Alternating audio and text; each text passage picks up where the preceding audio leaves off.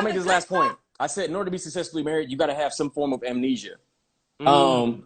And you learn that Ah. literally when you leave your childhood home. Because and you're like my parents, like sorry, my family, they're very bad at forgiving people, and they hold grudges their entire life. That's the standard and how I was raised. But when I met my wife, I had to learn how to literally have amnesia and move on and make every new moment a new moment. Like the whole, I know you hear people say, don't go to bed angry.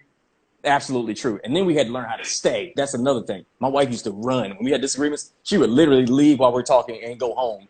And I'm like, I'm here trying to work this thing out with you, and you're going home. That doesn't work for me. You know what I'm saying? So then she learned how to stay. And for me, it was a tough battle, but now it's like the closer you can get to saying how you really feel with the person that you're with, the sooner you get to that, the more healthier your relationship is. I'm talking about like your real truth.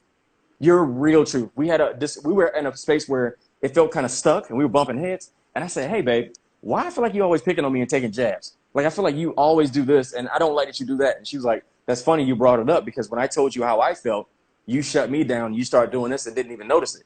And we had the Mm. conversation we should have had a long time ago, but we was doing life and never acknowledged it.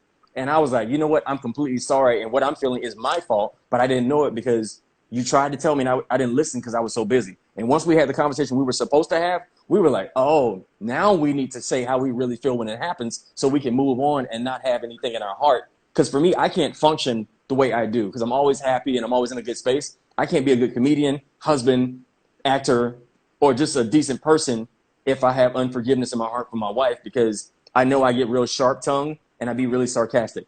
I know like it's just that's the byproduct of me not being able to use my voice, which comes from my childhood where when one of my parents was, used to drink and they used to shut me down and I wasn't allowed to feel until literally I left my parents' house. So me not feeling heard is a thing for me as an adult. And I had to unpack that in my marriage to know that this is what I need to feel love. And I told my wife, like, look, you can't raise your voice at me because I can't protect you and protect myself at the same time. I know it's a lot, but that's for somebody who was supposed to hear that.